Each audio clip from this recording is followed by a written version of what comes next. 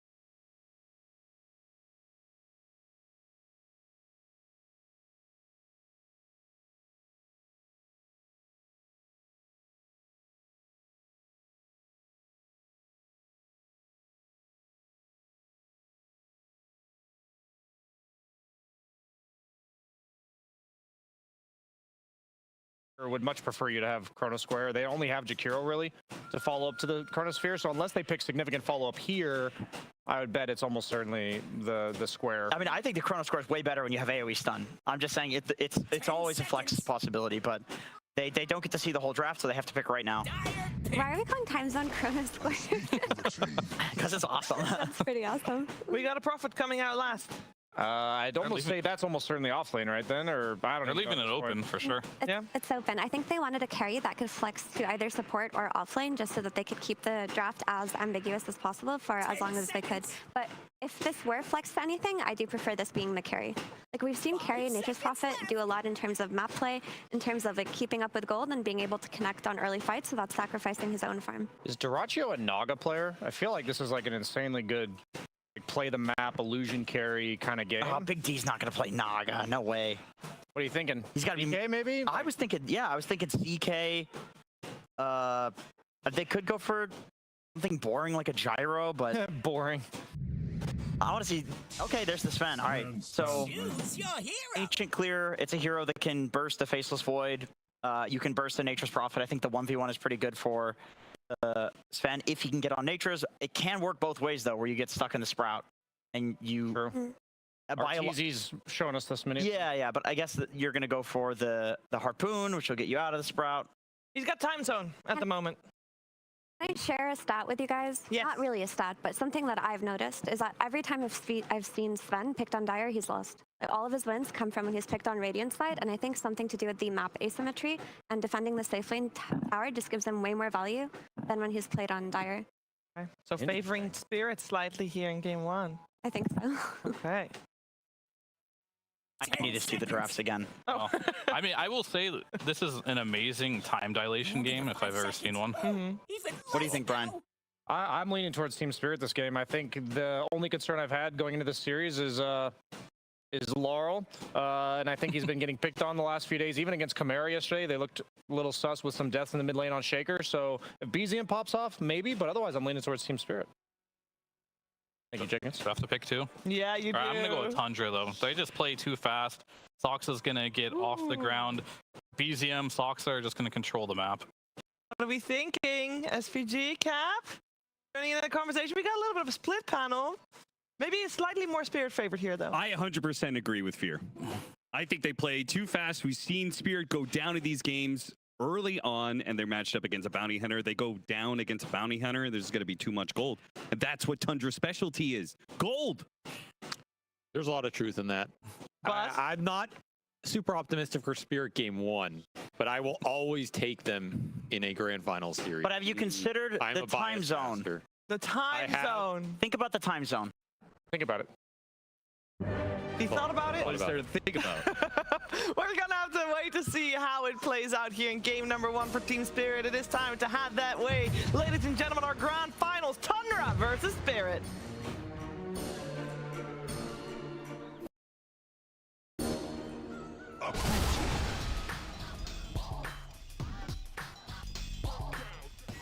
Prepare for battle! Some things were just not meant to be. How many of you do I have to kill?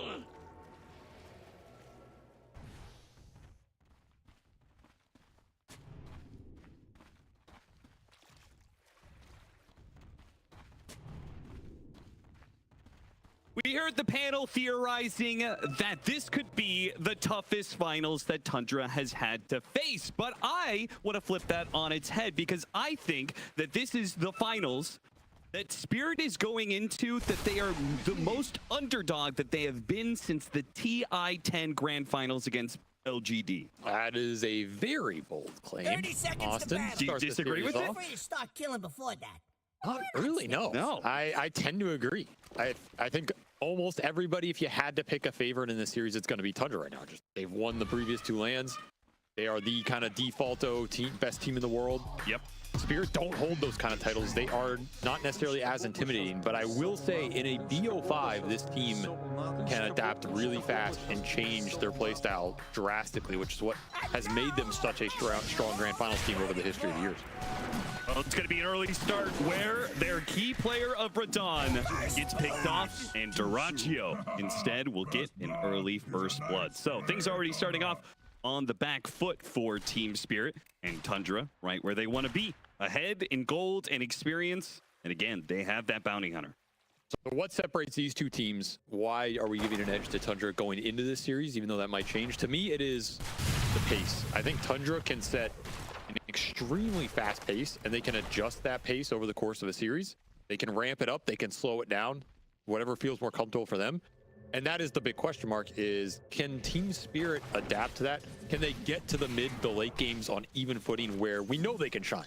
Like, Spirit can beat any team in the world on any day in those late game team fights. They have 2 of the most clutch late game spellcasters of all time in their side lanes. If you get there, you're not 30,000 gold behind. Yep. You have a shot. Maybe even if you're 30,000 gold, you have a shot. But will Tundra let you get there? That's the big question. I think Tundra is definitely capable of just not letting them get there at all. And you look at this lineup in the first game, pretty fast-paced lineup, right? Ember, Bounty right up the bat, the 33 Sand King. This is a hero we've seen him even yesterday just decimated Party Vision with this hero.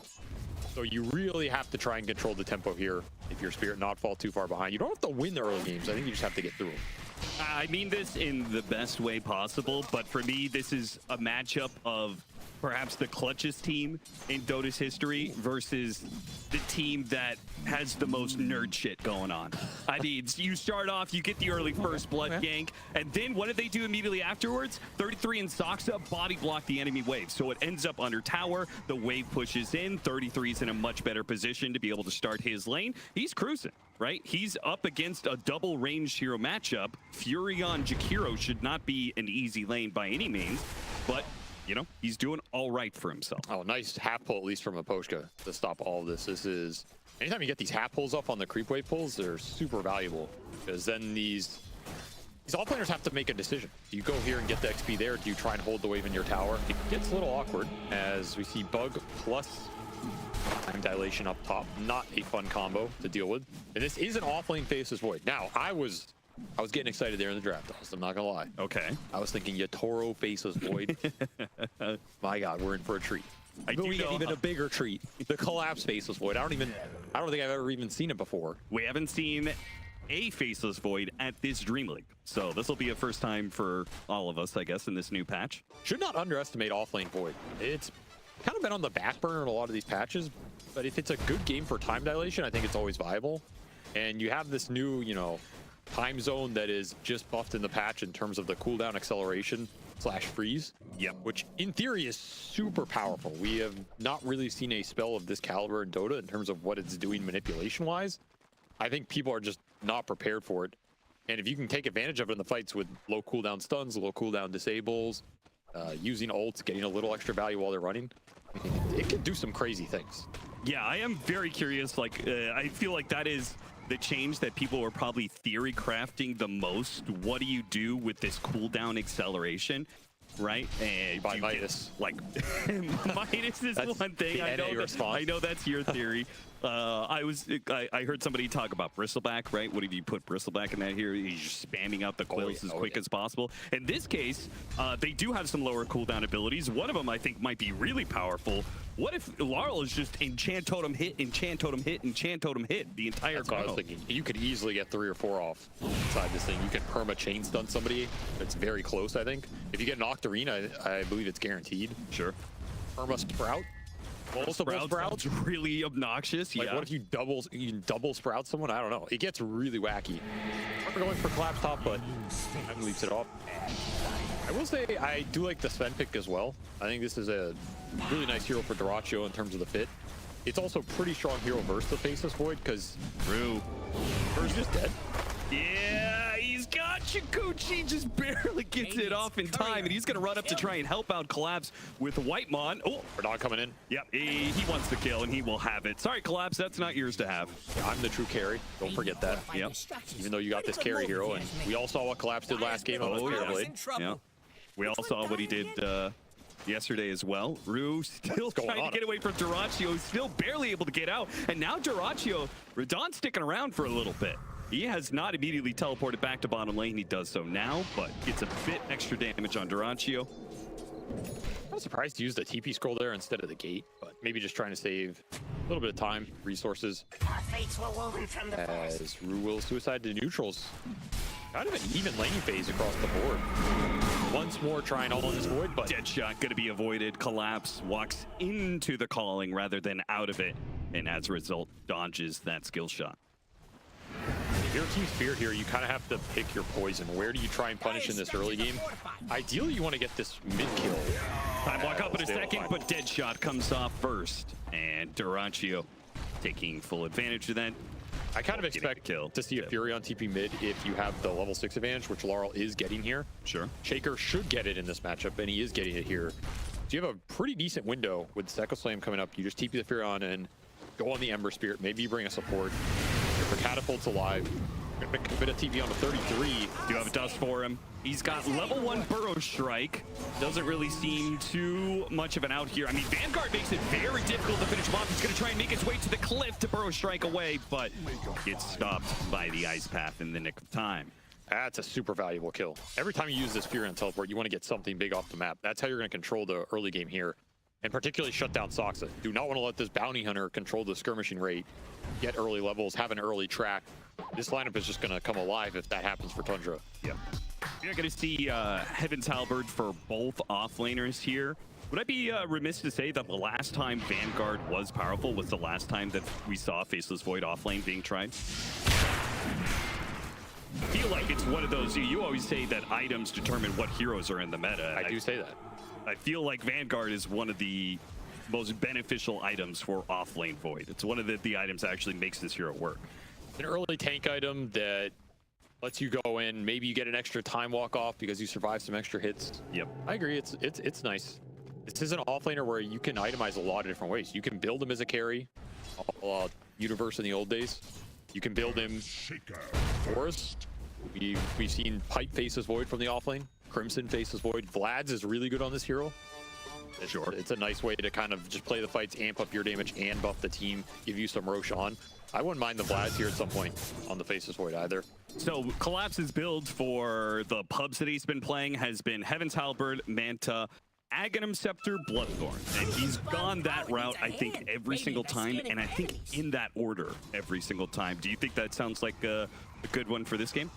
Sounds fine to me. If you're leaping in with this Ags at some point and just stunning people, particularly this Sven, incredibly disruptive.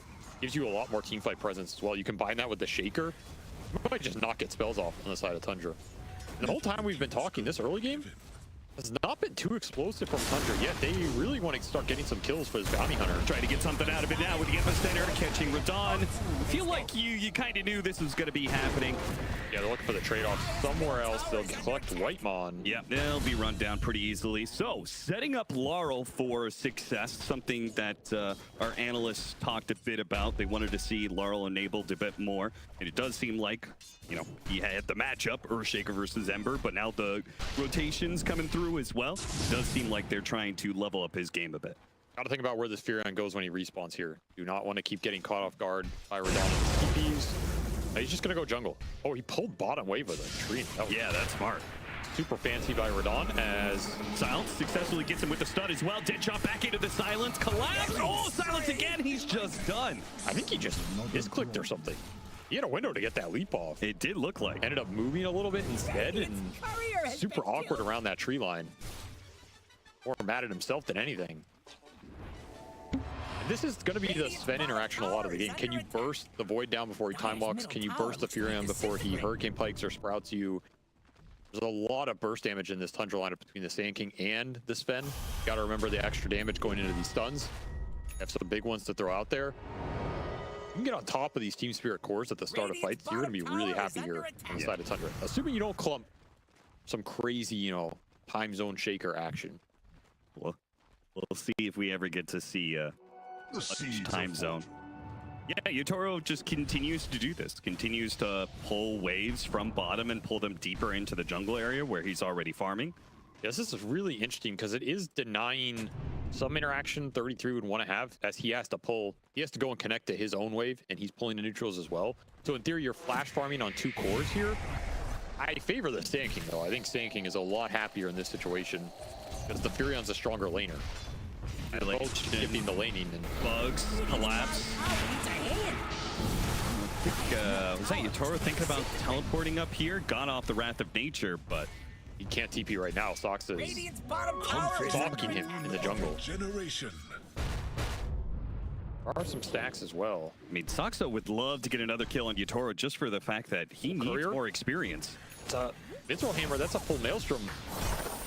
They can catch. Oh no! 33 got stunned up. He got hit by the Croakers, man. They wanted to make a move there. He was on his way to do so. Now bad omen for him. Dire structures are fortified. You player struggles with these new ancients. Laurel, mid lane, gotta be dove. Slight chains. Does manage to get off the Fissure. He's got the Echo Slam. He's got a Lotus as well. Does manage to get off the Echo. Rue's gonna come in with the bugs, but the Burrow Strike will secure the kill. Can they get any turnaround here? With the yep, there it is. Got the time zone on at least 33. Soxa walked out of it. Time dilation is taking him out. Slowly does manage to get the kill on the Weaver before he goes down on 33. Soxa survived with just 5 HP. Meanwhile, Radon is in big trouble, just doing as much damage as he can to BZM. But ultimately, Tundra walking away very happy with that fight. That Sand King is just so tanky with the early halberd. That's a difference maker here. You have offlane level 6 Faceless Void with Orb of Corrosion. Going up in a fight against level 9/10 Sand King with halberd, phase boots. There's no way you have the damage to take this fight, especially without Wrath of Nature here. If you have Wrath of Nature, this could look very different. Instead, it just takes you so much to bring 33 down that BCM is just able to clean up this fight. He's the highest damage in this fight by far, 2,000 from this Ember, who doesn't even have an item yet. Slight change, just too good for them. This is where this game can start to spiral really fast for Spirit. They start losing these fights, throwing out the big ultimates. Time Zone on cooldown. Echo Slam on cooldown. Yeah. You just got Blink Shaker. You didn't get that Echo Slam out of it with the reveal.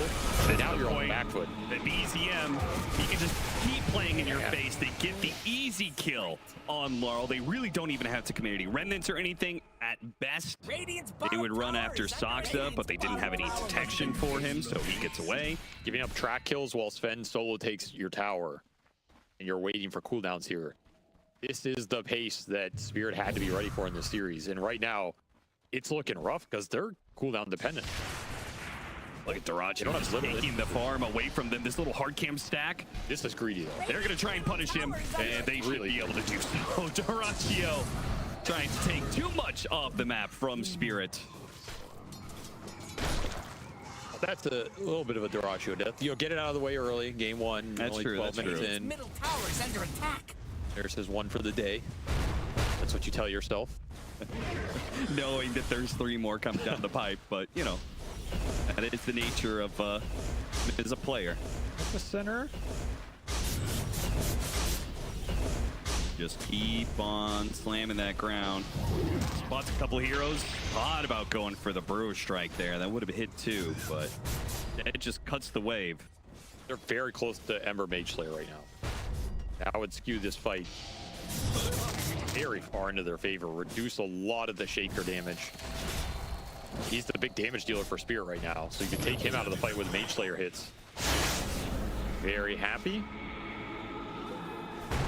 Again, do Spirit want to Fisher? Like, who do they want to jump here? They just want to find some squishy target. All they see is 33 and an Ember that is also very tanky. Tundra just keep on pressuring Spirit into trying to make a move. The other thing is with this lineup with the carry Furion, I don't think you're too sad about these standoffs if you're Spirit, if you're holding towers, if the Furion's pressuring the map. But right now, Radon, he's just in the jungle doing Ancients. You're not taking this top tier one. You're not pushing the lanes in aggressively against Tundra. Tundra are getting away with a lot right now. Need to punish this bounty hunter, and they might be able to do so. Brewer Strike comes in, trying to interrupt things, but it just ends up the Echo Slam, sending Sox's body flying, and now 33 is low, and he doesn't have the same support as he did last time. Another hit of the Chan Totem gives Laurel the double. Spirit's patience. They bait Tundra in, overextension from the Sand King. Didn't even have to use the time zone. I think we're going to see Collapse try and be as disciplined about using this spell as possible, because it is still a long cooldown spell. And the second you throw it out, you're giving a lot of freedom to Tundra on the map. 33 not happy with the decision making there. Overextending into the Spirit lineup is very terrifying. Yeah. There's a lot of counter initiation. There's a lot of AoE control. You're going to get time dilated, swarmed, stunned by Shaker, stuck in Macro Pyre Ice Path. Wrath of Nature is going to come through. It's just going to hit everybody. You're not going to have cooldowns. You're not going to be able to move. You're not going to have attack speed. You're not going to have armor. What do you got? Tormentor, apparently. A big sword. You can swing it. Zerachi is a simple man, and he will help get Soxa. That's the Friendly Shadow, which is going to be a very interesting ability for heroes like 33.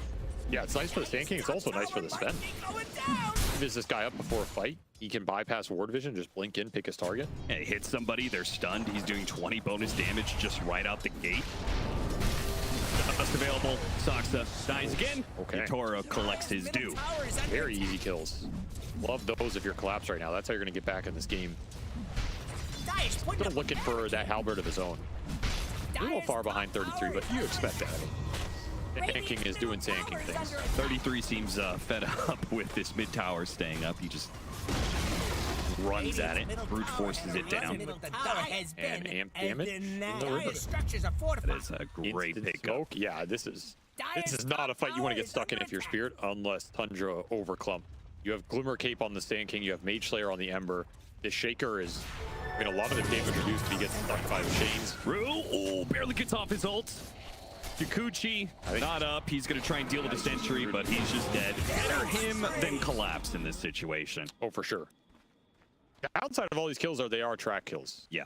So even if Tundra overcommit and bring 3 or 4 to a fight, if they get a track kill out of it, you get some compensation there. And again, Radon is just not confident to shove other sides of the map deep. Playing it very safe, doesn't want to feed away his life. And I understand why. The pickoff from Tundra is kind of insane in this lineup. You have Bounty Hunter who can scout and set up. You have a lot of stuns. You have Deadshot that can reach you from super far away. You have Ember, of course, that can easily just play the map.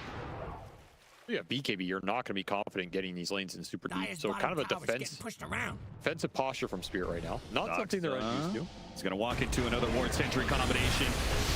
Killing spree on me. Easy pickoff. Bounty Hunter kind of gives as much as it takes. I mean, yeah, it gives you all this track kill gold, but we are seeing Spirit the way that they play, which is so defensively.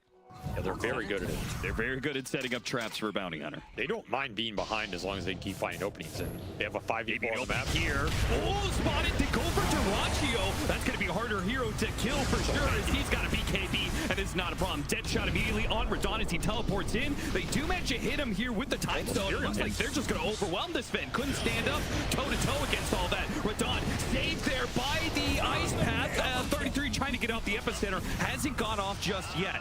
Yotaro does end up dying, but so far 1 for 2. Rue on his way out. Collapse has got a time walk to jump away. Maybe BZM. Oh, the slide ends up hitting the neutrals. He hits the chains on the 2 hill trolls. I don't think they would have gotten them there anyway. Yeah, I guess he spend damage. He does have the Heaven's Halberd, so what was he going to do? Walk up and just be disarmed? I mean, it's not a bad fight for Spirit, but every time that Furion goes down, it hurts a lot. This is the hero you need to continue scaling in this game. Gonna give you the big damage later. Yeah, they got 1,200 gold change off that to their favor. Good for everybody else but Yotaro, I guess. Yotaro just got stuck in a really weird spot in that river. And Whitemon annoying with the calling dead shots here. Talbert used onto this Sven, slowed down some of the damage. Ice Path trying to come in, doesn't actually land right away, but Duraccio, his BKB is still on cooldown. He's just done for. There are too many stuns, too many slows for him to be able to deal with, and now Team Spirit picking up the pace, outnumbering Tundra, using their global. It's a 3 versus 5 now. Tundra coming into it a little bit late. Look at 33. He's looking for the epicenter. He's gonna have the burrow strike, go straight for the Earthshaker. Might be able to get that 1 kill. He's very low. Macro Pyre on out. Laurel does tick out, but so does 33. A 1 for 4 with the 5th one on the run as Collapse, relentless in the chase, hopes to get a little lucky bash scenario, but will not find it. I have a Fury on TP in 2. He can spot BZM. BZM still has Lotus, Remnant. He should be fine. I mean, you have time dilation though. This spell really screws with some of the mobility out of Tundra. There's no dispels on the field yet. I am surprised Tundra committed for that fight. To the turn, and yeah, he eventually caught up to him here, and he can't jump to his Remnant. Now he's just leashed for so long, and it finally wears out. But as you said, time dilation. So by the time he actually gets loose, he can't throw out another Remnant. He's time dilated. He's just out of Remnants now too. Yeah, worked through him. That was a streak. That was a dominating streak. 1,000 gold kill basically. Radon clicks the streak. Essence Ring online for this Furion. He's top net worth. That was a massive gold swing in the last 2 minutes here. 6 or 7K. A Spirit just fighting the full team wipe. Bountiful. I can't believe Tundra committed for that fight top after the Sven is the first target to go down, and they didn't use big ults on him. Just did not look favorable. You have to play around your damage here if you're Tundra, and you have the 2 big sources in the Sand King and the Sven. Those are your 2 heroes that are going to bring these tanky cores down. You burst targets. You lose half of that right off the bat, you're not in a good spot, as this time zone's going to be coming up again pretty quick. Tundra need to try and always get these lanes in so you can look for plays. Do not want to let Furion control the map. This Weaver's also being pretty annoying in terms of the elusivity. Is that a word? Sure, we'll call it a word. Got him on the Rod of Atos into the silence. Chained up, 33 hits the burrow as well, but oh, the dead shot, just perfect timing there from Whitemon. Yeah, Blink Sand King is going to pick up the pace now. This is an item you can play really fast with around the map. And they will have even more pace coming out of the Sven as he completes his Blink Dagger. So go, go, go time for Tundra. This is where they look to build up that gigantic net worth advantage, just running over Spirit with track kills. But did they give Spirit too much? Yeah, that's the question, because they're getting to BKBs now, and teamfight is not going to be easy once these core BKBs come out. Radon is... he's a beast right now. Yeah. He's 720 GPM, well ahead of the Sven. Just cleaning through this map. He is going to have BKB. The Shakers is already done. You're going to have a Manta on the Faceless Void soon. These cores are getting a lot of EHP in the next minute. And what kind of damage are you looking like outside of Tundra? It's just BKB Blink Sven. Duraccio has to connect here. He has to connect big time. Radon, he teleports bottom, uses Mjolnir, instantly TPs out.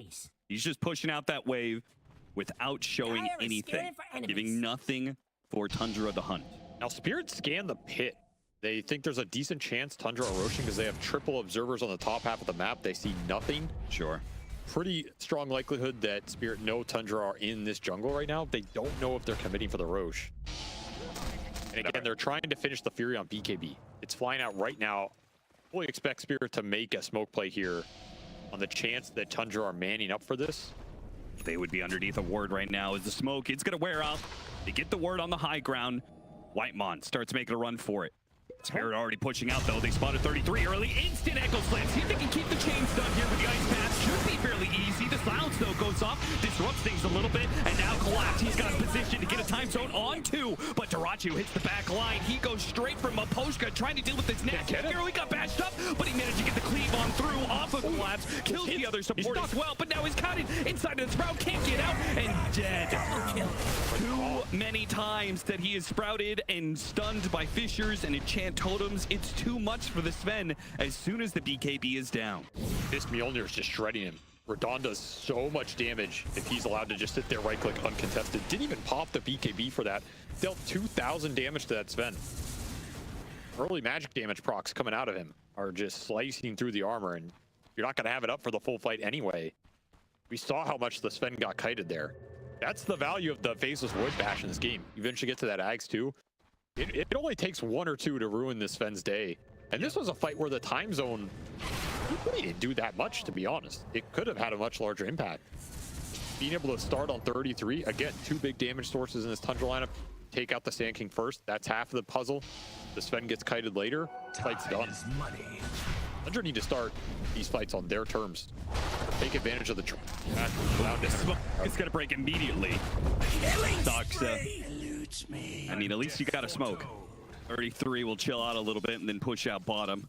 Tundra just don't have any momentum in this game. It's still a very slight gold lead, but nothing in the last 10 minutes has really gone their way. And there's no contest on this Roshan, which has got to feel bad for 33. I mean, he is playing a kind of utility blink frontline Sand King. It doesn't get to take a fight around the Roche pit. Not happy about that one, and not happy about seeing an Aegis in the Spirion, because now Radon can just stand his ground against the Sven burst, against the Sand King epicenter. He'll just sit there BKB and hit you back. He's doing a higher amount of DPS right now. It feels like they are just not going to be able to burst down many heroes. Double BKB, the Manta on Collapse. Combined with the Heaven's Halberd, he's got 2,000 HP, but his effective HP is so high, unless it's just all magic damage burst. I almost wonder if this Furion is something Spirit had in mind to bust out against Tundra if they played them again, purely for the map control. Just get a hero that can shove the waves in to slow down the pace, because traditionally that is one of the best ways you can play against fast teams. Sometimes it doesn't work because you get run over, but if it does work, heroes like Naga, Furion, Darkseer, Underlord, they can really slow the game down, because you get clogged in these mid games where you're on lane duty all the time. Your Ember has to go back, your Sand King has to go back, the lane's hitting your tier 2. If you make a move, you're losing gold to make that move, so the move's not even that good even if it connects. All of these things add up. I would not be surprised if Spirit play more of these kind of heroes either on Radon or Collapse, just to really ruin Tundra's first 20 minutes and control the pace. Which is why the 10 to 15 minute window is like so important, right? Where teams here are playing super 100%. defensive.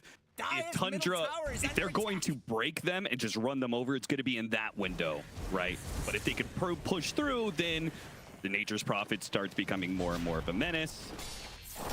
Oxa, I mean, there is rotation coming from a dead shot. I mean, they're not going try again. A third attempt, a third stun. All right, round 4. Sox is saying, I'm sticking around. Dude, stop it, man. All right, round 5. You're tracked, my All right, brother. round 6. Brother. Surely it'll work this time. Just go in the base, man. Just stop. They've wasted like 30 seconds of his Aegis. At the same time, he's wasting 2 supports, so they're pushing mid. I mean, I guess so. Who's actually wasting whose time? You're getting gold out of him. middle tower is under attack. I can't believe he tried that 6 times in a row. He's so stubborn, dude. He's so stubborn, actually. He's just sitting there. Do you know who I am? You see my name on that Aegis? Dare you stun me? One more goddamn time. I'm about to play that Faceless Void next game. You stun me one more time. Spot at 33, has to burrow strike away. Well, 8 just for 2 minutes here. as the Furion hits level 20. So Sprout Leash Yeah. That already is online. so deadly for the Sand King and the Ember. Yeah, BZM is in trouble. When Manta does not have a BKB, very high chance he could just get completely debilitated in the fights. Spot him on the dust. Barely got sight. Oh, maybe they didn't see him. Nighttime vision making it a little awkward. He's barely outside of Laurel's vision, I guess.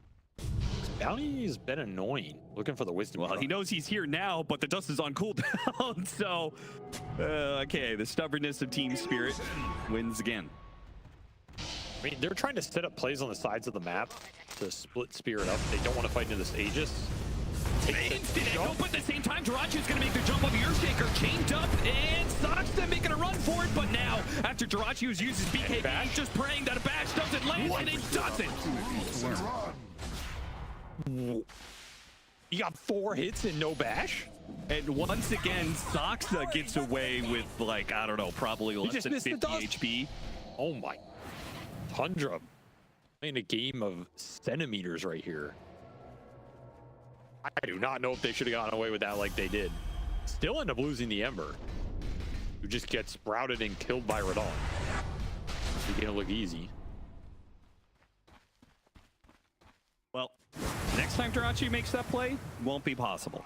No matter what kind of luck you have on Collapse, next fight, he's going to have an Ag on himself. He has a bash on command.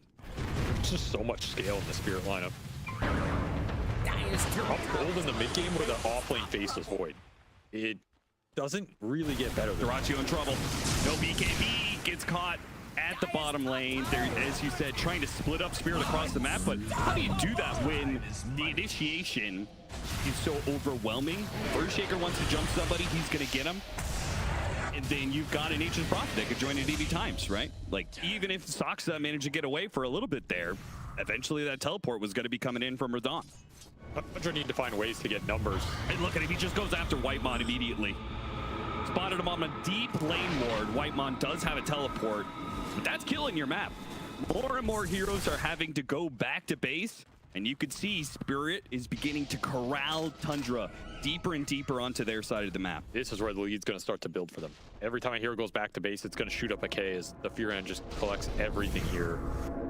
His Faceless Void is starting to pick up the farm rate. That Ags will do it as well. Getting power rune control. Tundra they're in deep trouble here. Struggling to find advantageous fights, and the big question is, can you be complacent trying to equal the scale in this game? I don't think you can. You are going to get pretty strong on the Sand King. Like, eventually, you do have a Shivas already. You can get to things like the Sand King Ags that he's eyeing up. Yeah. I just don't know if you can survive in the fights.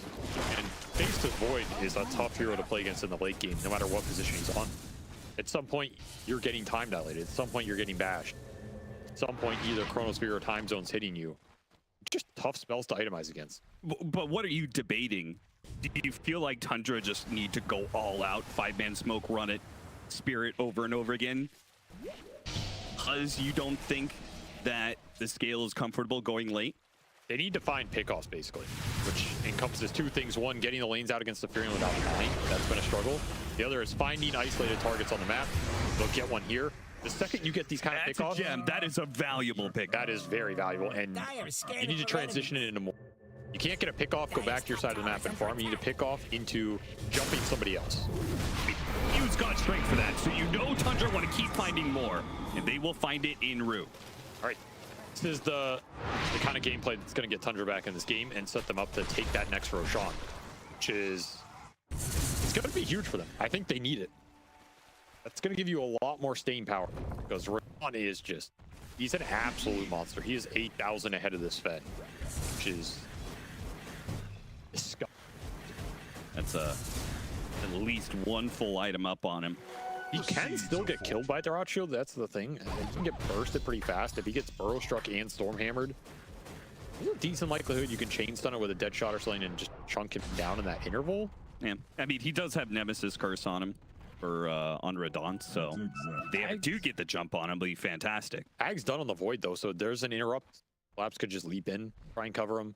Sure. You don't have BKB on the Sand King. 33 debating Hex now, or single target jump control. Yeah, for me, it feels like the fight is over as soon as the BKB is gone for Tundra. Specifically for Dyrachyo. There are just too many kiting mechanisms available for Spirit. I think it's all about the jump. Tundra have to be the ones initiating. I don't think any fight where they get jumped is going to be good for them. You finish up Radiance on BZM. Yeah, with Manta, that's an interesting idea that'll give you a bit more map control, right? Yeah, this definitely helps control the waves, control the pressure. And it's pretty solid in the fight here, honestly. The mischance is not insignificant here. Even on some of the, even on the Weaver, for example. It's nice to have it running. Tundra looking for an early Roshan, perhaps? I mean, they need the next Roche. There's no way Tundra can afford giving this Spirit. They're going to try and fight them. Take over the high ground. Spirit entering on the other side. Tundra is going to break on Whitemon. Instantly echoed. Laurel not messing about. He'll take any kill he can get. They go for collapse. Chainsaw him up. Do manage to get him. Dyrachyo with the rest of his God Strength. BKB. He needs another kill, and he's not going to be able to find it. Meanwhile, Radon right in the middle of the sandstorm. After 33, activates his BKB, getting rid of the Heaven's Halberd. It's not quite enough to be able to get him. Blink. He managed to get away. While Radon, he teleports out of the situation and resets a little bit. Laurel, he's going to be carried a bit by Soxta. That Sprout is just too good. Dyrachyo, again, the BKB is gone, and the kiting mechanisms begin to kick in from Spirit. BTM right in the middle of all these heroes, but he's going to be ice path. They go up to Laurel, two minutes to get that kill. Pops the man, turns around, goes for the kill onto Mumpochka as well. Gets it, running, but Orchid, he's not going to last. In the end, a 3 for 5. Spirit clearly coming out the winners as they head straight down mid. The fact you're able to finish off 33 is just huge there. And I mean, this Ember was doing some work at the end of the fight, but this Furion is absolutely out of control. There was no target priority going into him. Tundra felt he was too big, too bad to ever take on, had that Satanic up his sleeve. And the downside of letting Radon survive that entire fight, he's level 25 already. Already has the Mega Treant. Yeah, here they come. And honestly, there's not much in this Tundra lineup that deals with these Treants well. Yeah. This is just going to take that map pressure up to a whole new level, and lost the Roshan fight here. You can see Soxta is already queuing up the Dagon, but it's going to be a while until he gets it. Trying to get into the pit. This is really their only option. With Roshan going over to the other side, perhaps a possibility of a play to be made. What's Spirit's play call here? Follow the Roche or look for the kills? They're It looks like they're looking for the kills. They don't want to give them the opportunity to steal the Roshan. They just go for the pick alts on the supports while they have them. Whitemon activating the Pierce the Veil. Doesn't have a TP to get out of the situation. He has to stand and fight with the help of Soxta. Might be able to get a kill off it. They do manage to kill the Weaver. As a result, very awkward. Look at that Treant, man. He's swinging. He's swinging. Oh my God. This time dilation. He's going to die. He's just too powerful. The time dilation and the Treant are too much for him. Can't escape the clutches. What is going on here? And Storm Shiva's delaying up, but Roshan, it's a bit too strong for 33 to take it on his own, and now he's stuck. That was an incredible mana from 33, and he just got brought down. They're giving up the Roshan, but maybe they can find the pickups in the mid. Ooh, Ghost Scepter goes off right before Dyrachyo hits them. As a result, no kills possible. Ice Path, now they're going to be potentially sprouted up together. Dyrachyo left inside the trees again and again. He cannot burrow his way out. They force staffed after Soxta. He managed to get away. Fishing, looking for more, but it's not really needed. Spirit are up on 5 with an Aegis. Can just march down the mid lane. Well, maybe not, actually. Wave got cut. Power looks to be There will always be wave cutting when you're playing against Tundra. Can go through back door. Yeah, I mean, they do have the damage for it. They're just going for it. These Treants, plus all of these heroes hitting the buildings. Whitemon trying to disrupt them a little bit with the calling. He needs to get the silence away so he can get the Pierce the Veil off. It never goes off. King buyback Tundra. Like Chains, ruin some trouble here. It's constantly silenced up now. Stockton's going to die for it, but they do manage to get one hero off the map for Spirit. That's a dieback on the Weaver. Trying to finish up this tier 4. The backdoor protection is proving to be a bit of a nuisance, given the Heaven's Halberd. A reach and back up for the building a bit. This is slowing things down. They need 30 seconds for Dyrachyo. They do not want to have to use these buybacks, but now the creeps are inside the base. Backdoor protection is gone. They're going to have to buy back the Sven here. Just waiting for the initiation, I would guess. BCM popping them in. It's a whole flight, but it gets hit by the Ice Path. Macropire going out. They're going in deep. Now the buyback comes in. TP's behind them. 33 gets the initiation on. Talbert, Dyrachyo, he tried to go for the kill and collapse, but he won't be able to have it. Now he's left in the middle of no man's land, going back for Yatoro, who does end up losing his life against BZM, surrounded by all these heroes. Slotted in BKB, but they don't have any way to pierce. He's just out. That's a very clutch BKB slot. He did it before he died. You guaranteed he would have the cooldown up. Nice. Spirit get out. They don't take a Rax. They end up taking 2 tier 4s. And they don't even get the glyph. So honestly, not too much base damage done. 33. This would be amazing, but Watcher Radiant's middle kind of tower ruins is under things attack. for you. Biggest thing about that fight is always you got 4 buybacks effectively out of Tundra. Yeah. They're on their last leg here. Another lost fight. They're missing everything. BZM doesn't have the gold. He has to buy out. This guy's got 3,300 What HP. is happening? 33 just trying it alone while Darachi almost dies.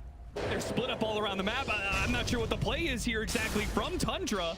33 needs help. Darachi needs help. They're after Radon. They all need help. They want Radon though. They're focusing him. I mean, they know he doesn't have the BKB. They're not going to allow him to get the teleport away. And Darachi back into play. Hits him with his stuns. Bloodthorn, a little threatening. One shot is almost enough. But now looks like the support's tagging him out. Radon, Satanic coming back up. He's going to heal up.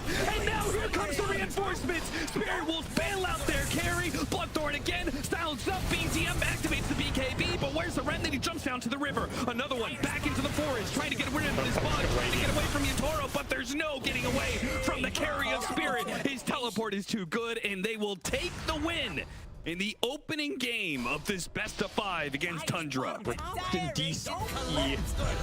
This man is locked in right now.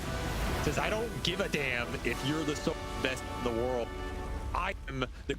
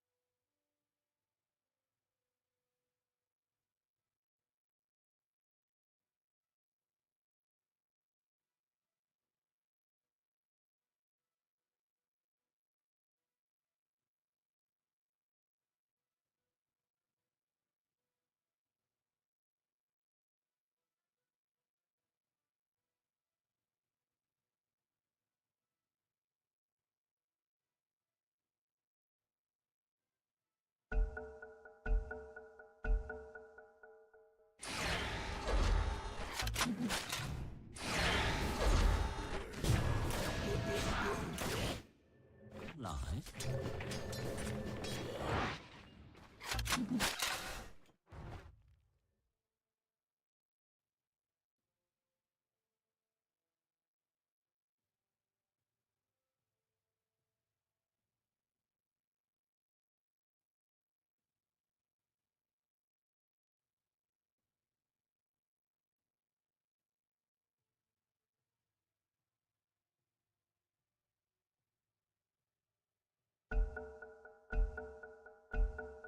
Okay, where were we?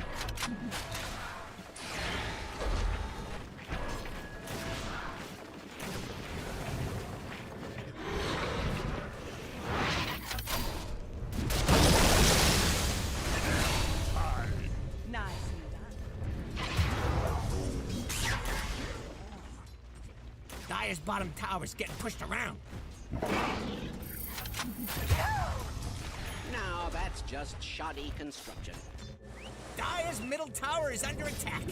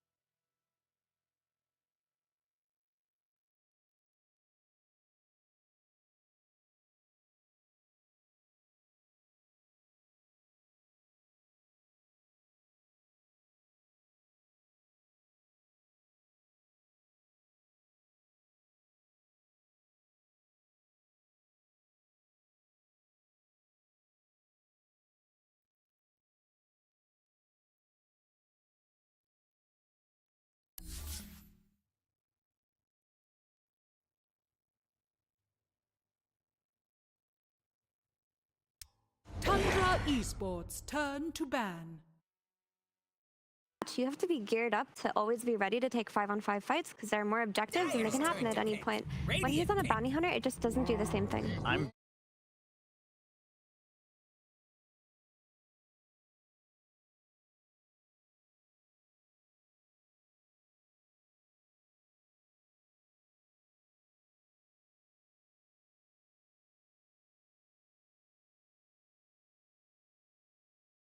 I was watching Dracio's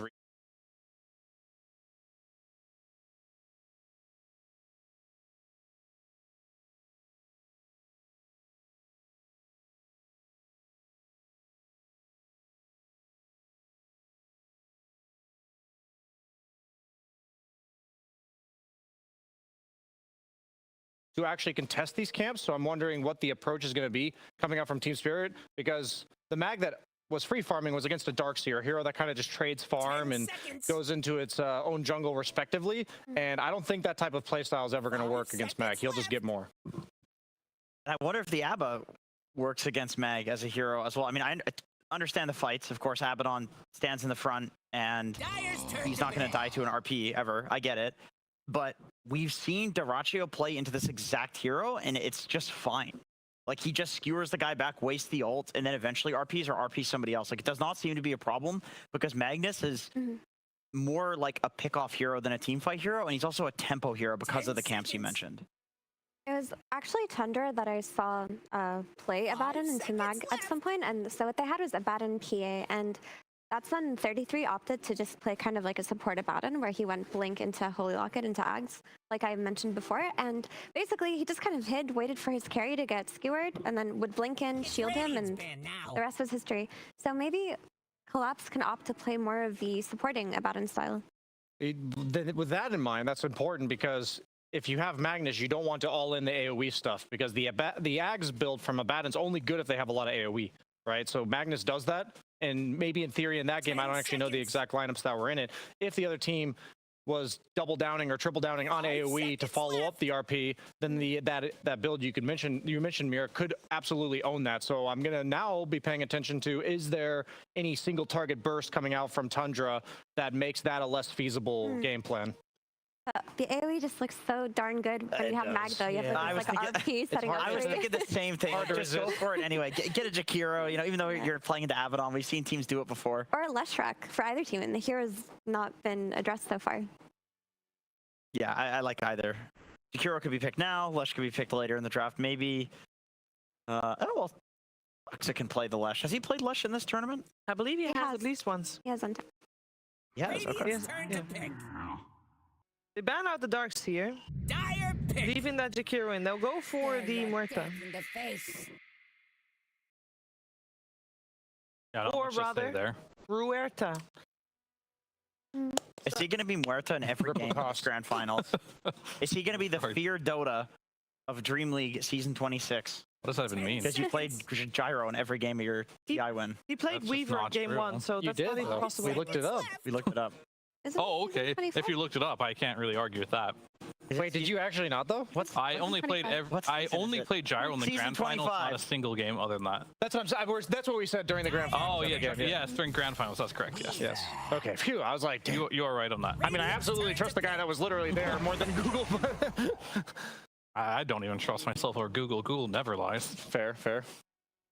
They have to be willing to pick some kind of combo break on Miposhka with teamfight, like Wyvern or Phoenix, because if they're unwilling to do that and they prioritize Muerta for Ru over Jakiro for Miposhka, and there's like no backup plan of a 5 that teamfights, I already think Team Spirit's draft looks weaker, because you look at this Weaver plus Jakiro, the flex is open with the Weaver mag, Jakiro is just going to secure any lane, and we've seen how impactful Sox's Weaver can be if they do flex it to 4. Take the Rubik and destroy the game yourself. That'd be a pretty sick pick, actually. But it might be unreliable. This is such a good Rubik game, actually. What a bait. Sakuchi, Ice Path, and RP are like the 3 of the best spells in the entire game. Even Skewer, like any of Mag's abilities are nasty. Okay, that's like B tier at best compared to the other ones. Blink Skewer with an extra range. Everyone likes people pulling people in the tower. I'm telling you, Rubik players are going to tell you. It's even good against Shaker. Did I pick the Rubik? It makes so much sense. Yeah, watch it come out here, Fear. We're not wasting everybody's time. Agreed. Thank you. What are we thinking about the Shaker coming out at this point in the draft? Really shaking it up here. I mean, Laurel is good on this hero. Or he wins with this. Never mind, he lost with it last game. Just kidding. He's had some shaker Very performances. shaky game. Yep, there. pun intended. Well done, well done. But I think they just want to pick a solid mid hero, like I mentioned, for Laurel, because when Team Spirit are second pick, they save the overall last pick for Yatoro every single time, and they kind of shaft Laurel in that sense. That's why we saw Kunkka. That's why we see Wind Ranger come out a few times. I think you can easily exploit this Earthshaker by Huskar, by Sniper, by Viper. There are so many heroes that could be picked now. Invoker.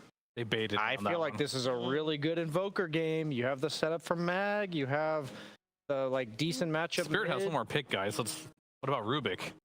I think that's a great idea. We're not discussing that because we already know what's coming here. I mean, the thing is, they have 13 seconds of reserve time, Turn to pick. and they go Bane. What?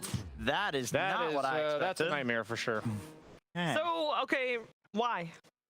It's just gonna like insta-fiend grip Magnus if he goes in. It's like the combo break, but honestly, I don't like it that much. I think they're doing a little bit too much with experimentation and not enough team fight security. Like if Earthshaker is your only team fight so far, and the enemy team has Magnus, Jakiro, and the Weaver bugs, you're in danger. Yeah. I mean, the only positive I could give outside of dealing with Mag is maybe this is a hero that historically is good versus Weaver on lane. Maybe he wants to try and like bully the Weaver in the laning stage. Outside of that, yeah, there's a lot of things that can cancel grip in this game. You have a tornado now. Ice Path is pretty long range. Skewers, RPs. Cold it's snap. not going to be easy. It's the easiest break in the game. Yeah. So, but Mposhka is a good Bane, and maybe the idea here is to just secure Radon's lane and have him do the rest. And we saw in game number 1, Radon can do that. Granted, he gets the right hero to do so. And game 2, it was pretty evident he did not have the right hero to do so. So I would like to see a switch up on that regard. The Bane, I was looking at his changes. He did receive the universal change, which just means that you get less damage from stats. His overall like damage per level gain is much lower. It went from 5.7 to 3.6, so 2 per level, but he starts with 8 more. So I think it has to be about the laning phase, as you were mentioning. They obviously want to give Yatoro the setup for the good game. They do have decent team fight with the Shaker. They have the Abaddon, who's going to buff up the rest of his team. Could go the utility build. Either way, he's going to be dishing out some shields. But these like lack of stunning offlaners, I've always loved or hated playing them against Invoker. And BZM, is, what was it, 5-0 were your stats for Invoker coming into this series? Yeah. So it's really hard to bet against that, to be honest. Maybe I'm just not seeing the Bane vision, but I feel like there's so many ways to cancel a grip. Even if his laning is strong versus Weaver, Weaver will find his impact on the map regardless. That's why the hero feels like such a nuisance right now. And how did Team Spirit approach these fights? Like, I see like maybe potential in Nightmare into Deadshot as like an early game roaming duo, but outside of that, I feel like Tundra just have free reign. How do you solve this with the last pick carry if you're Team Spirit? That's the question. It's like Ursa or something. You need one of these heroes that just does lots of damage. I think Morph was also very good, but they banned that. What about PA? Yeah, PA is good. I think you want a mobility-based carry here because whenever you play versus Invoker in particular, it's very annoying to get stuck in an ice wall. I don't think they'll do it, but Faceless Void carry could correct for their lack of team fighting, and it's like pretty solid in a lot of hero-to-hero matchups. I would have liked the Morphling too, actually, because now that it's banned. Yeah. Carry on. Sorry, that was rude. Continue. Just the fact that you can turn into the Weaver and keep the same stats. Like the matchups are different now. I mean, it was good against Weaver before, but that's a good ban from Tundra. What would something make a good Nature's Prophet game, considering that's still in, and we saw that as overall last in the first game, and worked out? Good. I mean, it wasn't really an amazing Nature's Prophet game when he picked it, but the hero itself, if you can get ahead, will always be like 1 or 2 items up on the next enemy. So if you can have that performance, it works. Yeah, I mean, I honestly... Okay, well, there it is. I think Radon is looking at Ursa probably, though. He does like this hero.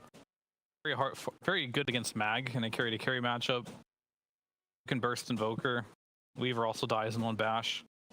Possibility, but he will get to see exactly where everything is going to go, because most likely a 33 hero is left. 5 seconds left. What does 33 want to play? I guess we didn't mention that at all. Oh, he has a couple heroes already banned out for him, of course. Something like the Sand King, just a point-click stun, I think.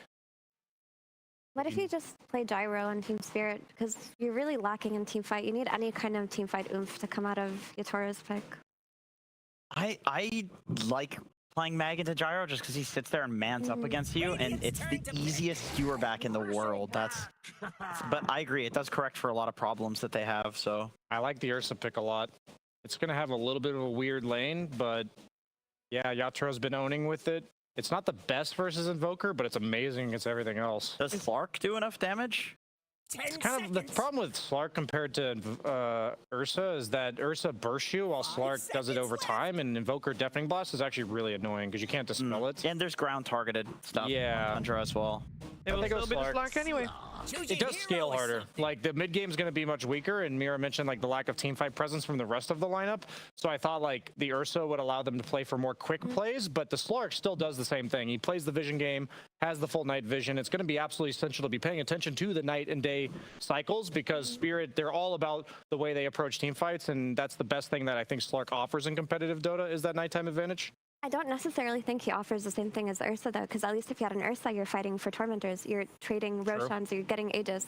Slark doesn't give you any They have of like that. no objective taking, really, yeah. They have no objective taking. They have very minimal team fight. It looks like they could easily get run over this game. I'm quite scared about this draft, but... Yeah, we're painting a pretty grim picture here for Team Spirit. Perhaps SVG and Cap can shine some light on their game plan and how they're going to win this one. Bane.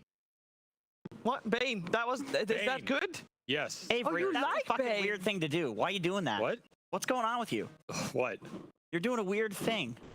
You were a leprechaun yesterday, man. Shut the fuck up. Like, I can say whatever I want. It's I not would weird. like to. I'm actually interested. Why do you think Bane's good? Let me paint a picture for you. Okay. Let's go back a few years to TI 10, where a small up-and-coming team won a certain TI with a certain 5-player who might have broken the meta with a certain Magnus Bane combination. Now he picks the Bane against the Magnus because he's grown, he's matured, he's aged like fine wine. Production's telling me I need to hurry this monologue up, so I will finish it quickly. It's Maposhka. Trust in him. Believe in him. We're believing in Maposhka, but let's see if the Bane will be successful here on the big screen as we're heading over to number 3 via the PogChamp Pandas.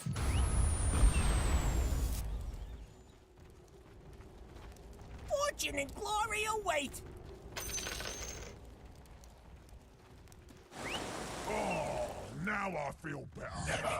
A pattern repeats. Pathetic. Shocks.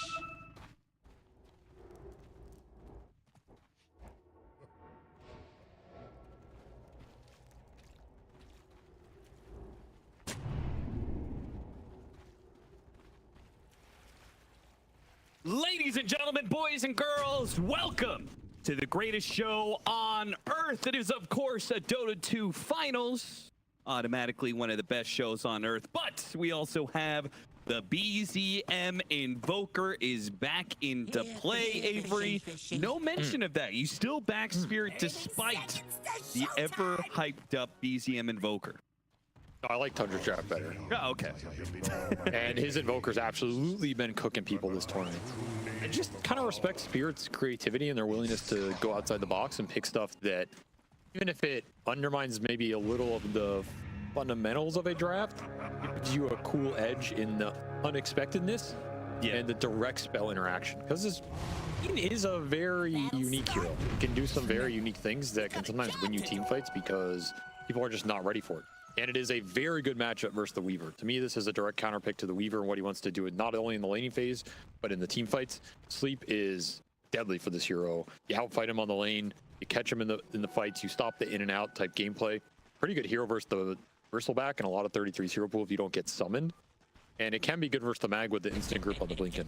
Yeah, that's the biggest thing for me that I saw out of that Bane is when you said, you were going to paint a picture, I immediately thought of Duraccio, of all players, trying to go in too deep with the Mag, right? Blink harpoon, skewer somebody back.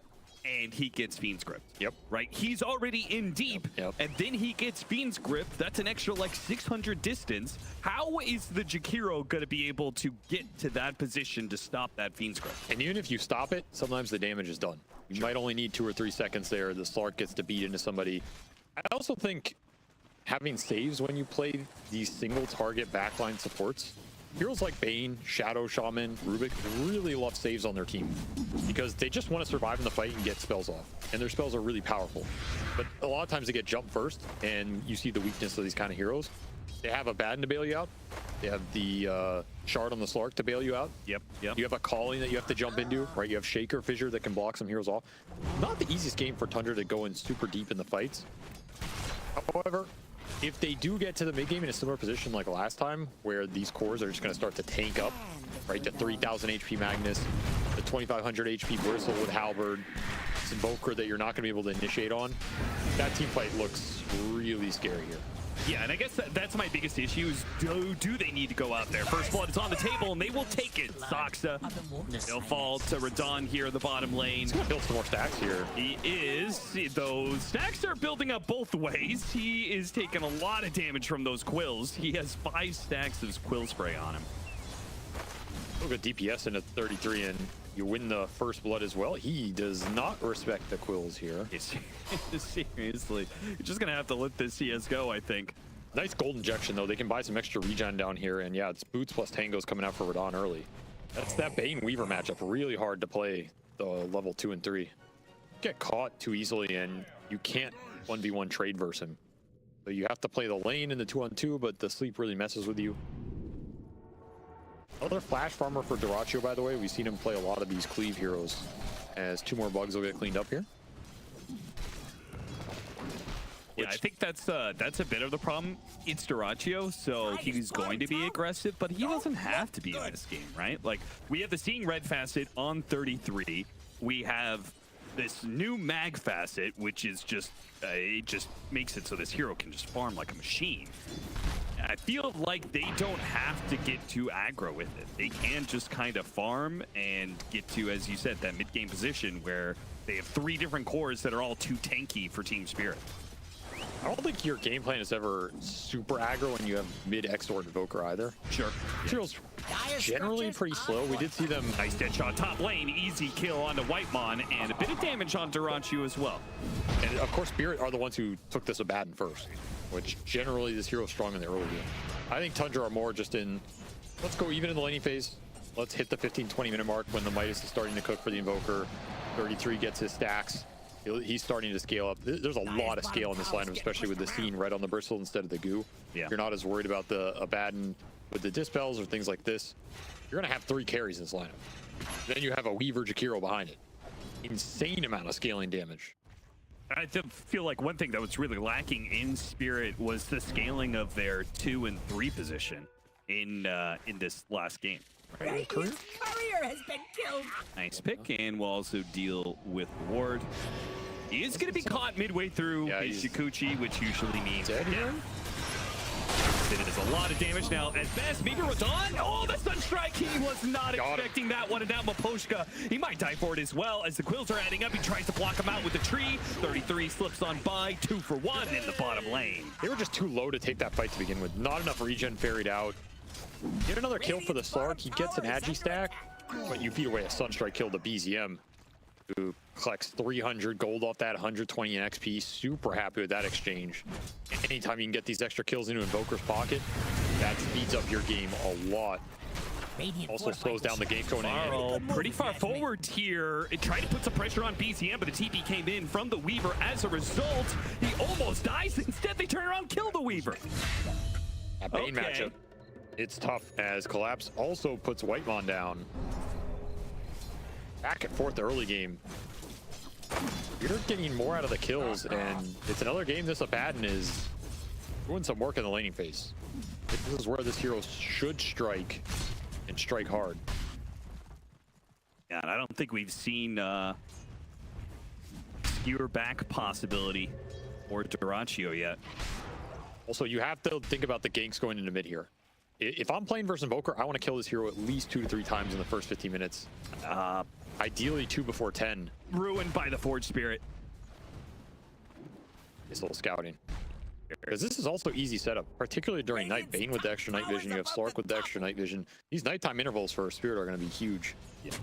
And one of the strengths of Bane is you can just run around the map and set stuff up during night, because it's a lot better than most other supports, and you outfight a lot of other supports. And Whitemon go down for a 3rd time. What a start for him, honestly. A lot of gold into Collapse's pocket. Level 5. Yeah, from game 1, we did see one of the things that Team Spirit really abused was the support duo on the side of Tundra. That's one way to slow the game down. Remove levels from the enemy supports. Way harder to make plays. Can't get the ganks going. You can't make gate rotations. Not going to contest Wisdom Shrine. There's a skewer back. Is it even good for Duraccio? Rue is here, and it's a 1v2, so he backs away. A little damage done, and that's it. Naposhka eyeing up maybe Wisdom Shrine contest? Yeah, I love the idea of blocking out the Ancient stacks. Tundra has been utilizing stacks really, really well throughout this playoffs. And, That'd be bold enough to go for it. yeah, I mean, there's no way you can, right? Dire If you have the sleepwalking facet, maybe you could sleepwalk him out of the Wisdom Shrine, but Yeah, I guess that's true. with this facet, no way to, you'll just be both sitting on the shrine, and eventually 33 will come back and kill you. The upside is 33. He wasn't able to create a lot of solo pressure on Radon this game compared to the last one. He's just being a little more greedy, farming up in his own, which means Radon does get a pretty nice 6 here on the Slark. He's pretty strong. Now he's kind of untouchable. He's having a pretty smooth game. We'll go the Mage Slayer build up. Midas already done for the Invoker. Benefit of the Sunstrike kill he got, and no ganks going into him. 1-0 start. Invoker Dream right there. Doesn't even have to buy anything. Just straight Midas. Radiant's middle tower is under attack. A little bit faster than his previous timings. Good sign. Collapse pushing forward in the top lane. Volker's gonna join in here. Now, it is a level 6 Abaddon. He can level up his borrowed time when he feels like he needs to, and he does have some support behind him. Oh, threatening the RP, but a dead shot catches him instead. Tornado does not land. Dire's middle tower looks to be Who disintegrating. will get away? That's a good rotation to force out here. Expensive one from the Invoker, who doesn't have boots, so he has to walk all the way back to mid here. Dox will clean up some waves. Happy about that one for himself. Now that the TP is on cooldown. You can go back in. Yeah, exactly. They're gonna try just that. Nice dead shot. Pushed it back in. Now the skewer goes out. Collapse doesn't care. He can very easily dive the tower. And if Maposhka can catch up here, they'll get 2 kills. Oh, this is just super good gameplay from Spirit. Force the rotation, make the Invoker take the walk of shame, and then just head straight back in again. These nighttime fights are just so nice for the Bane and the Slark, even in the early game. And Boot's already done on the Bane. This Bane is having a great game. Dire's structures are fortified. Even better, being a part of these kills, he'll have level 6 pretty quickly here. He's half a level off. Get an early grip up here, kill somebody with it, start that snowball effect. He's going to continue lurking up here. Maybe Spirit want to go back in on Duraccio again. Still have that borrowed time. Yeah, in part because BZM doesn't have a TP You anymore. heard on Radiant's middle tower. He doesn't want to buy it. He's Invoker. Supposed to TP to help me, not the other way around. That's true. 33 is just going to be doing Ancients. He's seen Red Bristle. Exactly. Can't rely on him to help. So this is the point of attack right now in the game. You know it. Radon, extra night vision. They're planning this out. Start their assault. Now the TP's going to come in from Soxa. It really doesn't look like a situation that is fightable at all for Tundra. An RP going to be attempted. Duraccio is going to try and make a run for it with the skewer, but he gets hit once by Collapse, and one-handed is all it takes. Such a strong pressure point right now. Well, you're not getting out that direction. Dire's top tower is under attack. Radon with the pounce up. If he lands it on Whitemon, should be able to get a second kill out of this one. Stacks beginning to build up. Sunstrike misses as well. That's your Invoker contribution. About to be Radiant's top rubble. You're just swarming this top lane. And I like the idea. Take the fight to the Flash Farmer in the Magnus. Like, you have to pick your poison. There's 3 carries in this game. You can only shut down so many of them.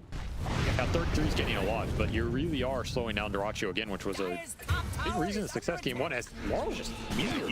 You can't afford to be doing something like that, giving up the... Oh, and he got the Sunstrike too! BZM heating up here, 3-0 start for the Smoker, level 10.5 almost already. Look at the pressure he's putting on mid. Instant alacrity to the siege creep, double siege wagons to take the tower. Poshka gets scanned in the tree line. Yeah, he's not getting the initiation he was hoping for here. Alacrity catapult does so much damage here. Oh my. He just chunked that tower. Oh, and he tried to get the deny, but the Force Sphere gets the last hit instead. What a sequence for BZM. Seriously, top net worth 6K now. Solo kills enemy mid, Sunstrike support top. Basically takes this mid tower down solo. Forces a double TP reaction, scans him, and gets the last hit on tower. Well, that's boot to travel, so he will be able to join in He's so these rich. rotations from Spirit. He is so rich. Yeah. Spirit missed their window to shut this guy down early. Now you're gonna have to play against the map control invoker that's having a great game. They do have grip available. Yeah. They're looking for the bristle. This is a big committal of a move. Dyer's bottom And if tower is they under attack. catch the bristle, Radiant's top Invoker and tower is Weaver under are attack. not too far away. He went back to base because he ran out of mana. The heroes are going to show on the bottom lane. Probably just going to say, okay, we have to take the Weaver kill if we can get it. Hit the pounce. Dyer's Time bottom lapse. tower is under attack. It's available here. Doesn't pop it right away. No sentry thrown down. They're just going to take the tower. Big miss for Spirit. That was a heavy committal. 3 heroes in a smoke. You cross the entire map. Dyer's bottom You get a tower tower has for it, fallen. so at least some objective was on the menu. Really would have liked to connect with that grip there on somebody. Still a very even game. The trade-off basically has been you slowed down the Magnus's progression. Voker got the benefit of that. At the same time, Radon had a mostly free lane bottom. This Sark is still very farm. Early Mage Slayer can do a lot of work in this game too. Versus the Bristleback, versus the Invoker. If Radon can get in there in the middle of the fight and survive. Magnet Receptor is coming out for 33. Poshka finally reveals himself with the sleep. They're going to back away. Tundra, they're going to maybe push into this. Team Spirit have brought heroes for the fight. Lotus is going to be grabbed by Soxa. That's going to feel pretty good. They are protecting the safe lane tower for Tormentor. I don't think Tundra are going to be able to get it down. Aggressive smoke. They have Blink on the Shaker. Again, you want to use the grip here, want to use the ultimates. And ideally find this Bristleback who finished the Ags and is just clearing through so many of these Ancients. But they will play it disciplined. They will smoke for objectives. They will go behind this tier 1 mid. Look at the Invoker. He's not wanting to show in lane, despite the lane pushing into this tower. He just lets the Forge Spirits hold it. And as a result, dodges the smoke gank. Just missing everybody again. Poshka's going to see Dyrachyo here. I mean, this But everybody left. This is going to be real rough for Spirit. They're running through smokes. They're running through plays at this point in time. And Tundra is about to get to the point where they are willing to take fights. All they need is some levels on their supports. Whitemon is still not level 6. Actually, I think they would take a fight right now if it was forced. I just don't think they need to. Yeah, agreed. You're getting a lot off the map, and Laurel's getting nothing. You go this Blink Rush on the Shaker, lose your tier 1 early. But not for long. You're not really getting power runes to play around. You're not getting the early fighting you want on this hero. You fall behind. Radiant's bottom Pressure on Spirit to find something right now, or just man up, take Tormentor at exactly 15. Dyer's middle tower is Just got to be aggressive around these objectives. If Tundra are going to dodge you, take stuff off the map. A good attempt. Almost got collapsed to actually use his ultimate, but he is still holding off, needs a hand. leveling it. Radiant's bottom tower has fallen. Can get gibbed by this Sunstrike. Something to consider in this game. Same for the Bane. If we ever see grips in this game, you can just Sunstrike this Bane. He's 2/3 or AP or whatever, he just dies. Tundra is the one to take the Tormentor. This is really bad for Spirit. Not the kind of objective you wanted to give up here. couldn't find the fight and you didn't get there first. So now you're just losing gold on the map. Not finding anything with this Shaker Blink. We'll hit nighttime again, so maybe now you can get a little more aggressive without committing super heavy smoke plays. You're tying up these heroes bottom. ECM is just reading these mid-committal every single time. They're trying to finish him off. 33. Maybe gonna run for it. Dead shot, it hits him. They're going into a corner here. Laurel's gonna be able to hit the two-man stun. Enchant Totem hit to the face, but look at the damage that Laurel takes, man. The Aghanim Scepter goes off. Dead shot, hitting the two of them, almost finishing off. They just need a little bit more damage, and they finally get it. Yes, now they're chasing in for more. Leaving Rue behind. Rue is certainly going to die to this Weaver, but it'll help get the dead shot to finish him off. Collapse is going to take a lot of damage. Zoxa is going to chase after him. Oh, the later Ice Path timing. It stops the TP. Zoxa is going to try and get the kill. He's going to pop the time lapse. Kite him out, wait out the blade mail, and get the final hit in. It does not even need it. So much experience for Soxy. He's level 10.5 now.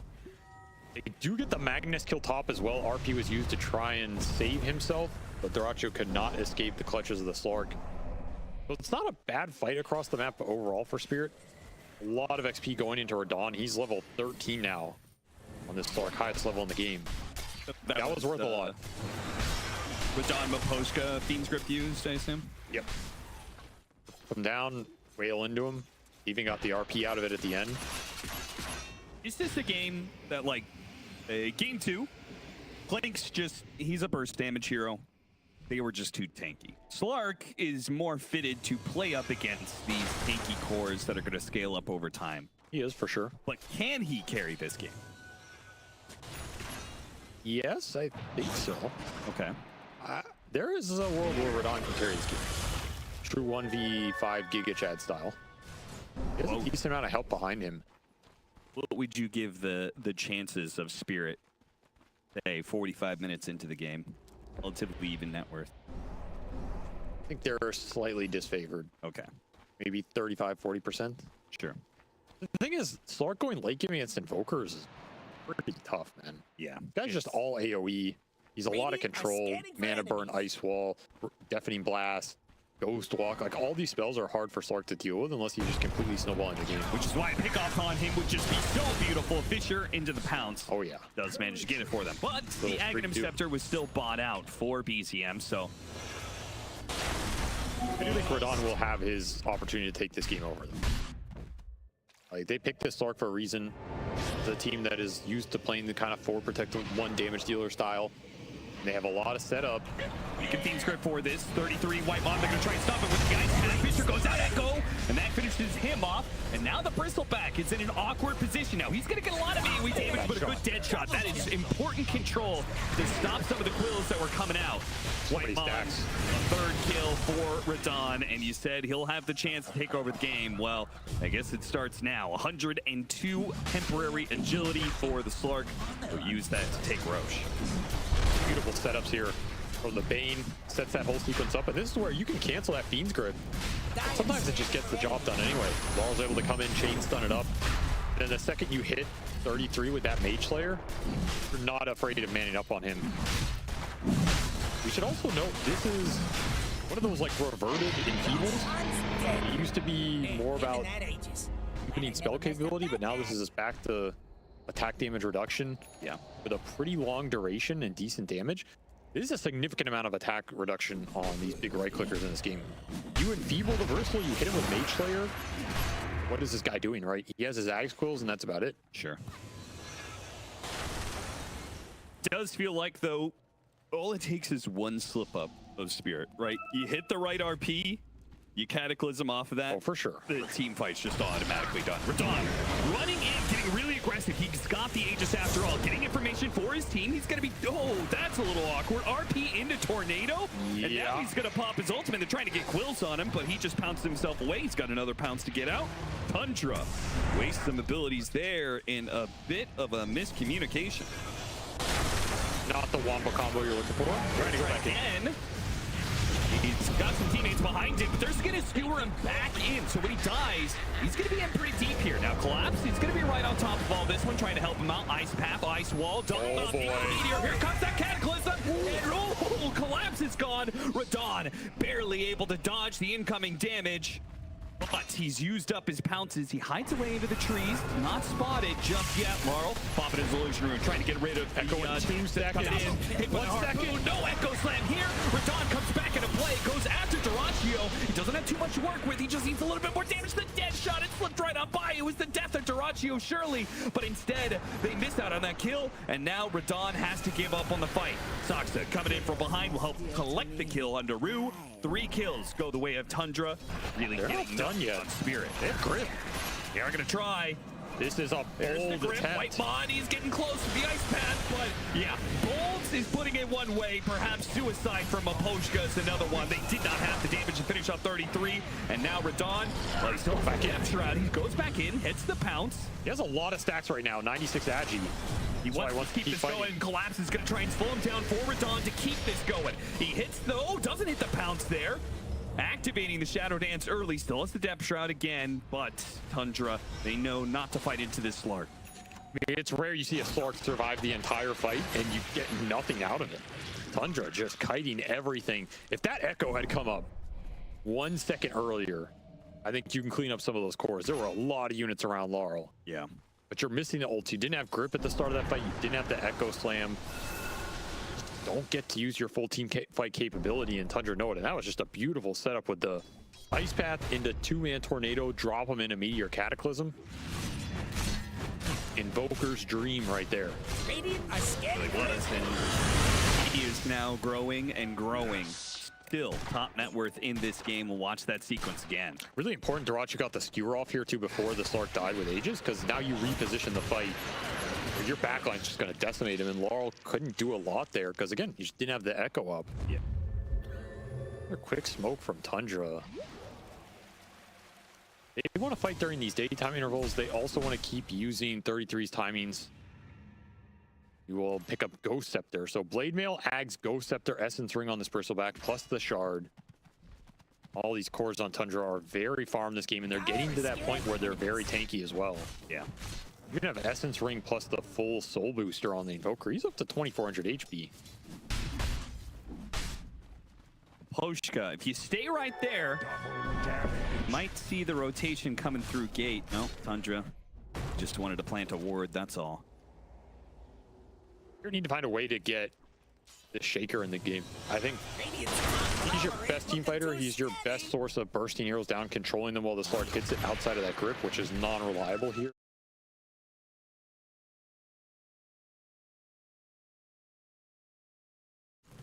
Which bet?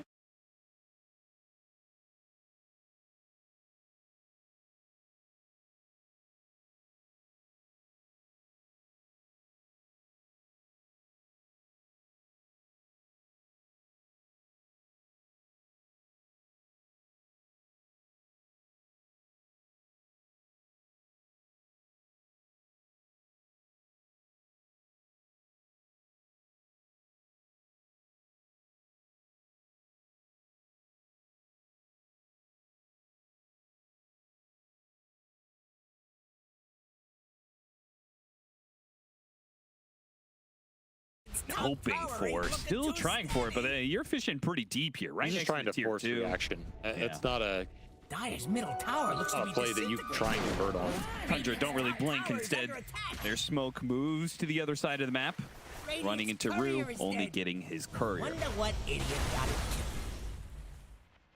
Just trying to farm with this BKB on the Shaker. That's pretty much what's happening right now. Weird are willing to concede a lot of farm time to a lineup on Tundra that can certainly farm fast to get to their next set of fighting items and try and take the next Roshan on the back of it. Cataclysm did reveal where Rue was at. Oh, you cannot afford to lose Laurel right now. Yeah, this would be so bad. Got him on the ice path. Sox is closing ranks. Hits him with the Orchid. He's done. He just buys out to finish this Kaya Sanj. Not saving for that BKB that he was thinking about. He did not want to buy the Sanj. See that? He's got the belt of strength queued up to sell. Yeah, that was a quick buy mishap there. I guess so, yeah. mean, I agree. I think you need the BKB. He needs it right now. He needs it as soon as possible. Cannot afford to delay. Oh, these heroes are on wards right now. I mean, look at this flying Spirit through the gate. Yeah, but they know about it. They had the vision to be able to see this. They know this is coming their way. They've already got the Orchid onto Radon, but he activated Dark Pact in time. Hit by the Ice Path. Tornado. Now that's going to be awkward. EMP is maybe going to burn him out of almost all of his mana. He only has his magic wand charge to work with at this point in time. He's in trouble. He's got to get out of here. This is no good for Spirit. Chasing after him, just trying to get something out of it. It's going to be collapse, but borrow time blink gets him a distance away that Tundra cannot break. Spirit looking for an angle into this fight. They're hoping to find Invoker there. They're hoping to maybe find Jakiro. They slept Mag on the other side. Not a bad setup, but Tundra just very disciplined. Ready for that move. Put the Weaver there. He scouts it out. Not a hero you can go on in that situation. You don't have the lockdown for him. The play just gets completely broken up, and another Tormentor going Tundra's way. Shard for the Magnus. Radiant are Some scanning damage, especially if you can push him through a bunch of trees. Yeah, a little bit of extra distance as well. And on her. Can I get it? This is a lot of weight on Radon's shoulders right now. You would want to be a little closer in terms of where the cores are in this game for the Slark to carry this one. This has been a question that has plagued Spirit. The question of whether or not the modern era of Dota supports their very hard carry intensive playstyle. I think that's fair to say. He was pretty centered around Yatoro. Yeah. And they were centered around Satanic before that, right? So it's not just, you know, the Radon effect, right? Some part of it is just baked into Spirit as a whole. We're going to put that to the test here in this game as all of Tundra's heroes, they're all getting strong. And Spirit, their cores are really not built to carry so much as enable Radon to carry. And Collapse is going to try and build up something here with a Blink Orchid and then going back for the Manta. There's something at play here. They have a lot of control. They have a lot of utility. Damage is just slow. Yeah.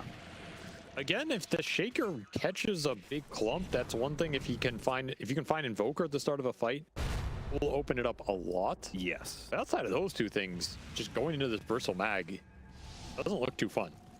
And catching that Invoker is going to be difficult because he's playing mostly off map. He's really not showing too often. He's letting his Forge Spirits and long range spells do most of the work, and he's working towards a BKB. Like, he is intentionally being as elusive as possible until he gets that magic resistance item, and even then, you're back, and Collapse will have to activate his borrowed time. He's going to be RP'd afterwards, so the borrowed time, it wears out. They get damage on him, no blink away this time. Zip RP puts the Magnus to level 20, and now Tundra, they have 50 seconds to do whatever they want here. As once more, Spirit were waiting. They were waiting for this BKB to come out on the Slark, hoping that these BKBs are going to win them the next team fight. They have bled away a lot of net worth leads. Now they're going to bleed away more heroes. Sure, that'll slow him down here, and the Sunstrike doesn't land. Sleep on the Jakiro. Yeah, the Jakiro is left a bit alone. Dratio trying to rescue really here, good but that's the exact situation. Dratio goes in big time deep, and that just leaves a perfect full-on Fiend script that there's no way the Tundra's heroes can get to and stop. Now with 2 dead, Radon hopes to be able to get a 3rd kill somewhere in the mix here. BZM has got to be careful of that one. Tornado goes out, just trying to keep him at bay, force him to pounce backwards. Just that Meteor's doing a lot of damage. The BKB not activated though. Radon holds onto it. Orchid goes out, but they still caught the Weaver. And that will be their 3rd kill. Another situation, getting kills just outside the Roshan pit lets a Slark do Roshan when he normally can't. Spirit are just so good at finding these little openings and especially good at punishing mistakes. That is way too aggressive of a skewer from Dratio, especially with the Jakiro dying. The Jakiro is the one hero that can bail out the grip if you go in deep like that. So if you want to bait that out because Whitemon has positioning, fair game. That time though, off more than you can chew, and not only do you go into a high ground ward on Team Spirit side where they can protect the backline, you feed away the big core kills, you use the Magnus BKB, Spirit kill you, get stacks right outside the pit, get an Aegis, and didn't have to use either of the BKBs on the Slark or the Shaker for that fight. Right. That is just an amazing deal for them. They're going to take that every time. And now Laurel has the items he was looking for. He's got BKB and Cayenne Sange. And that Gale Guard. So these heroes just got a lot more tanky on the side of Spirit. You still have 2 9-second BKBs on these cores. A lot to play with, more scouting from the